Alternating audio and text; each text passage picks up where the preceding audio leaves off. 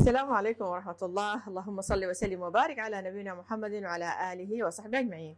أهلا وسهلا بكم في قناة أم محمد. إذا أول مرة تشوفوا القناة ما تنسوا الضغط على زر الاشتراك الأحمر أسفل الفيديو وتفعيل الجرس على كلمة الكل عشان كل ما ننزل فيديو تقدروا تشوفوه، وما تنسوا من اللايك ومشاركة الفيديو مع الأهل والأحباب، وأكون جدا شاكرة وممتنة. اليوم بإذن الله تعالى حبيت أشارككم صنفرة للوجه والجسم بطريقة جدا بسيطة وسهلة، ومكونات بإذن الله تعالى متوفرة في كل بيت، وخلونا نشوف إن شاء الله مع بعض.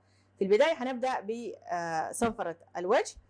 طبعا هنستخدم في صنفرة الوجه هنستخدم السكر البودرة أو سكر حبيبات، تكون حبيبات ناعمة. طيب أول هناخد من السكر ملعقتين من السكر البودرة، هنضيف عليهم جيل أوليفيرا، أي نوع من أنواع جيل الأوليفيرا المتوفر عندك، ما بالضرورة نفس النوع ده.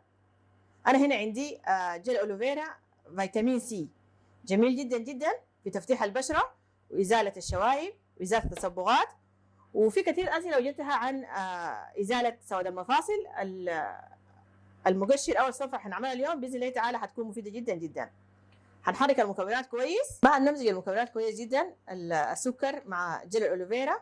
وإذا ما توفي عندكم جيل الأوليفيرا ممكن تستخدموا أي نوع من أنواع الزيوت، ممكن تستخدموا مثلا زيت زيتون، طبعا جميل جدا جدا في تنعيم البشرة وترطيبها، أو ممكن تستخدموا زيت اللوز كمان مفيد جدا في تفتيح البشرة.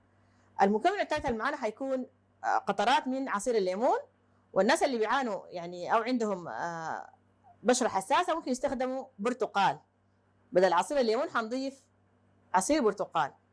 لكن طبعا احنا عارفين انه الليمون جميل جدا جدا في تفتيح البشرة وإزالة التصبغات. طبعا للأمان احنا أضفنا سكر بودرة لأنه كان طلع خفيف. ممكن طبعا تقللي كمية عصير البرتقال أو عصير الليمون حتى إنه يجيك يعني خلطة متماسكة تقدري تضعيها على الوجه. طبعا الطريقة معروفة، بتغسلي بالصابونية الأول كان عملناها، هتكتب لكم إن شاء الله في صندوق الوصف الفيديو. وبعد كده هتعملوا المقشر، وبكرة بإذن الله تعالى هنعمل كريم كمان جميل جدا جدا، يا ريت تتابعوا معانا حتى إنه تصلكم الإشعارات. طيب ده كده بالنسبة لي صنفرة أو مقشر الوجه انتهينا منها. نيجي نشوف، طبعا ممكن الخلطة دي نفسها تضيفوا فيها بودرة كركم، تضيفوا فيها نيلة زرقاء، تضيفوا فيها يعني كركديه مجفف، دي كلها خيارات ممكن تعملوها. بعد كده نشوف مقشر الجسم، طبعا بيكون بحبيبات، السكر ما حيكون بودرة، حتى انه يزيل لك كل الخلايا الميتة ويزيل القشرة ويزيل التصبغات. حنضع الكمية اللي انت عايزاها، يعني حسب الكمية اللي انت عايزاها، سواء كنت عايزة كمية كبيرة هتضعي كمية كبيرة، وإذا عايزة كمية بسيطة بس للاستخدام الوقتي هتستخدمي كمية بسيطة. تمام. بعد كده حنضيف زيت زيتون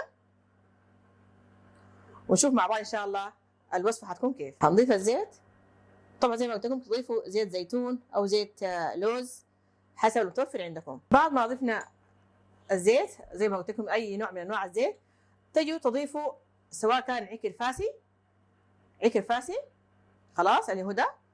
إذا ما متوفر عكر فاسي ممكن تضيفوا كركم، وأنا قبل كده عملت معاكم الكركم الطبيعي، بيجي أعشاب متوفرة في الناس الموجودين في قطر، متوفرة في اللولو. خلاص هنضيف تقريبا ملعقة واحدة من الكركم. طبعا الكركم جميل جدا جدا في إزالة التصبغات، وقبل كده كلمتكم إنه يعني من أفضل وأحسن الأشياء اللي ممكن تضيفيها للعناية للبشرة حتى إنه تحصلي على تفتيح كامل للبشرة. تمزجي كويس المكونات لحد ما تتأكدي إنها هي امتزجت تماما. بالنسبة لطريقة الاستخدام على الجسم، طبعا بتمسحي المقشر ده أو تضعيه على بشرة جافة، ما تكون بشرة مبللة، لأنه يعني في بعض المقشرات بنضعها دائما على بشرة مبللة. بتفركي بحركات دائرية، وبعد كده بتغسلي عادي جدا بالصابونية. وإذا عايزة يعني بشرة تكون رطبة تغسليه فقط بالموية الفاترة، وبعد كده تضع أي كريم مرطب عندك. أنا هنا بس خليني أوريكم، كنت عاملة مقشر ببودرة الذهب، قبل كده كلمتكم عنها وعملت لكم كم مقشر بها، لكن المرة دي عملته بالجل الأوليفيرا مع بودرة الذهب. بيض الذهب بتلقوها في امازون، باذن الله تعالى حترك لكم الرابط في صندوق الوصف علشان الحابين يعني يشتروها وكده.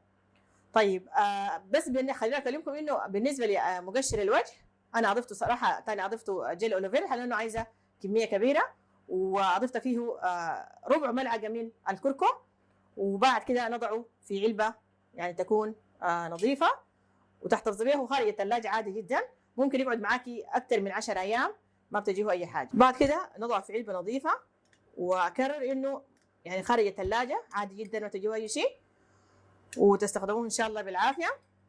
ده كان الفيديو اليوم، اتمنى ان شاء الله ان اكون افدتكم ولو بالقليل. ما تنسونا مشاركه الفيديو مع الاهل والاحباب، اكون جدا شاكره وممتنه. اشوفكم ان شاء الله في فيديو ثاني، وفي امان الله.